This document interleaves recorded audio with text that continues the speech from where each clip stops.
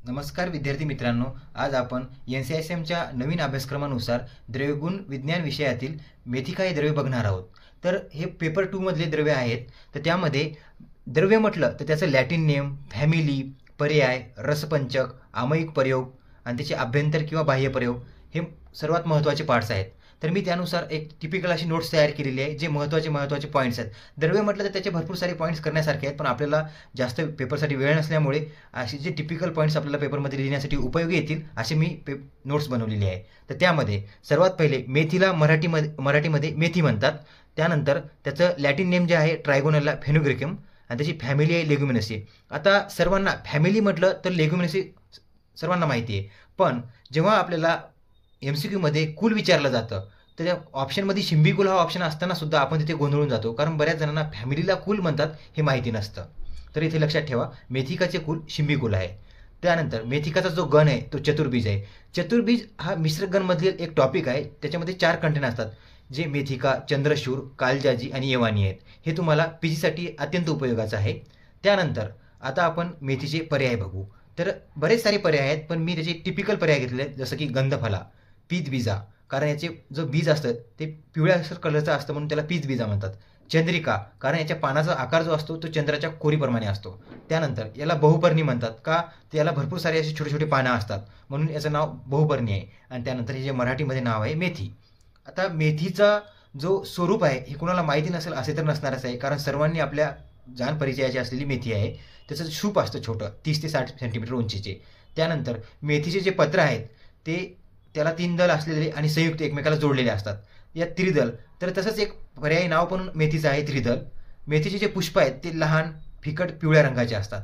त्यानंतर मेथीचे जे फळ असतं ते 7 ते 10 सेंटीमीटर लांब शेंगा असते आणि त्या शेंगामध्ये छोटे छोटे बिया असतात, त्या किंचित काळपट आणि पिवळसर आयताकार असतात, लंबगोलाकार। मेथीला जे फळं आणि फुले आहेत ते जानेवारी आणि मार्च महिन्यामध्ये येतात। तर आता बरेच सारे मेथीचे भेद आहेत, पण आपण टिपिकल असे 2 भेद बघू। त्यामध्ये एक लहान मेथी आणि दुसरी मोठी मेथी। तर जी लहान मेथिका असते ती भाजीसाठी उपयोगी असते आणि जी मोठी आहे ती पंजाबात जनावराला चारा म्हणून त्याचा उपयोग करतात। आता द्रव्यगुण विज्ञान विषय आहे आणि त्यामध्ये निघंटूचं वर्णन होणार नाही असं तर होऊ शकत नाही। तर त्यानुसार मेथिकाचे निघंटूने सांगितलेले 2 भेद आहेत अजून, त्यामध्ये ग्राम्य भेद, दुसरा वन्य भेद। तर जो ग्राम्य भेद असतो तो खाण्यासाठी उपयोगी असतो आणि जी एक मेथिकाचा वन्य भेद आहे तो घोड्यांना चारा म्हणून उपयोगी होतो।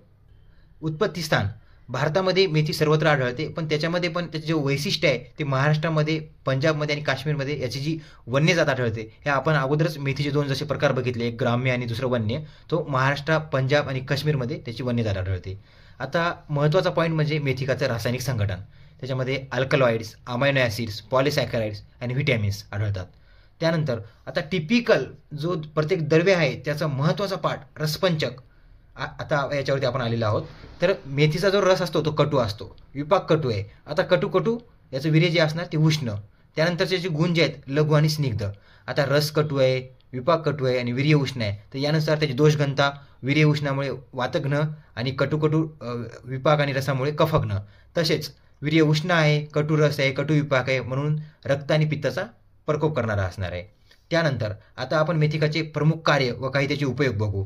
तर मेथिका जे आहे ते अग्निबांध्यामध्ये उपयोगी आहे, कोष्ठवातामध्ये उपयोगी आहे आणि मेथिका हे द्रव्य स्तन्यजनन करतं। त्यानंतर आता मेथिकाचा जो स्थानिक उपयोग आहे ते बघू। वेदनाचं स्थापन करण्यासाठी शोथर म्हणून सुद्धा उपयोग होतो। तर शोथ, विद्रधी, वेदना यामध्ये मेथीच्या बीजांचा वाटून लेप लावायला सांगितलेला आहे। आता वरती जे आपण बघितले हे मेथिकाचे बाह्य कार्य म्हणून आपण त्याचा उपयोग होतो। आता आपण त्याचे अभ्यंतर काय उपयोग होतो ते बघू। तर जशी प्रसूती झाली स्त्रीची, त्यानंतर तिला मेथीच्या बीज चूर्णाचा स्तन्यजनासाठी उपयोग होतो, त्याचा म्हणून लाडू करून देतात। त्यानंतर प्रसूतीनंतर आर्तव शुद्धी होण्यासाठी आणि वात प्रकोप होऊ नये म्हणून सुद्धा मेथीचा उपयोग होतो। प्रमेहामध्ये मेथिकाच्या बियाचा चूर्ण करून 1 ते 3 चमच घ्यायला सांगितलेले आहेत। हे झाले याचे उपयोग। मात्रा, जनरल मात्रा आहे, मात्रा जी आहे याची चूर्ण 1 ते 3 ग्राम घ्यायला सांगितलेलं आहे। त्यानंतर मेथिकाचे जे 2 कल्प सांगितले महत्त्वाचे, त्याच्यामध्ये चतुर्बीज योग म्हणून एक आणि दुसरं मेथिका मोदक म्हणून। मेथिका द्रव्याच्या आता शेवटच्या पाठकडे वळूया, ते म्हणजे आमयिक प्रयोग। जसं आपण अगोदर बघितलंच की सुतिकेसाठी त्याचे लाडू वापरतात, परत एकदा आमयिक प्रयोगमध्ये सुद्धा सुतिकेस मेथीचे लाडू देतात, याने त्याची भूक चांगली लागते व आर्तशुद्धी होते, तसेच स्तन्यजनन म्हणून सुद्धा कार्य करते। मसुरिका म्हणजे चिकन पॉक्स आणि रक्त आर्श मध्ये सुद्धा मेथीच्या बियांचा भाजून फांट द्यायला सांगितलेला आहे. बियाचा उपयोग केशवर्धक म्हणून केश तेलामध्ये करतात. जी मेथीचे पानं आहेत त्याचा ज्वरामध्ये सुद्धा उपयोग सांगितलेला आहे. तसेच मेथीची एक कटीपुष्ट